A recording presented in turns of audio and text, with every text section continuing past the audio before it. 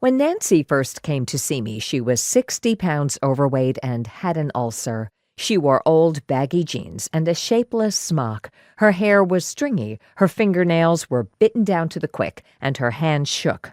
When she had married Jeff 4 years before, she had been a fashion coordinator for a major Los Angeles department store. In her work, she had traveled through Europe and the Orient, selecting designer clothes for the store.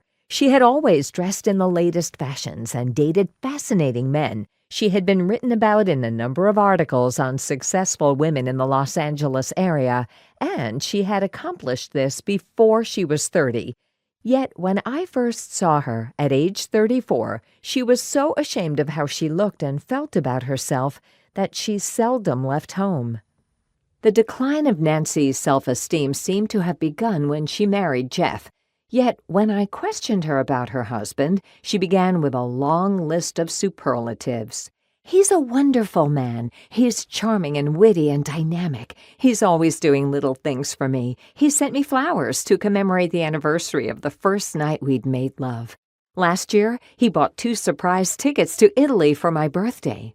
She told me that Jeff, a busy and successful entertainment lawyer, always found time to spend with her, and that despite her current appearance, he still wanted her along for all his business dinners and outings.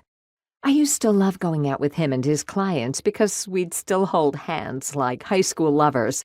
I'm the envy of all my friends because of him. One friend said, "You've got this special one, Nancy." And I know he is, but look at me. I don't understand what's happened.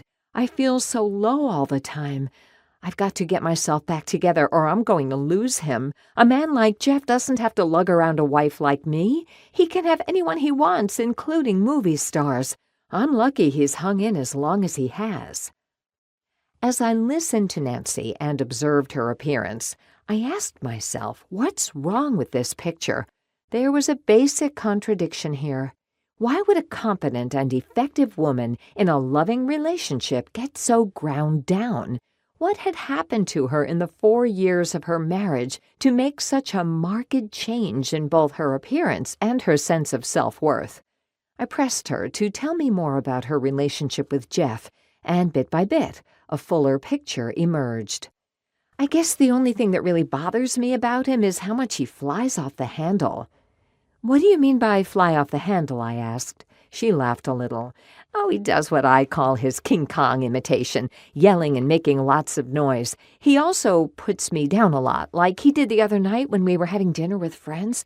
He was talking about a play, and I interjected something, and he just snapped at me. 'Why don't you shut up?' Then he said to our friends, 'Don't pay any attention to her. She's always got some stupid thing to say.' I was so humiliated.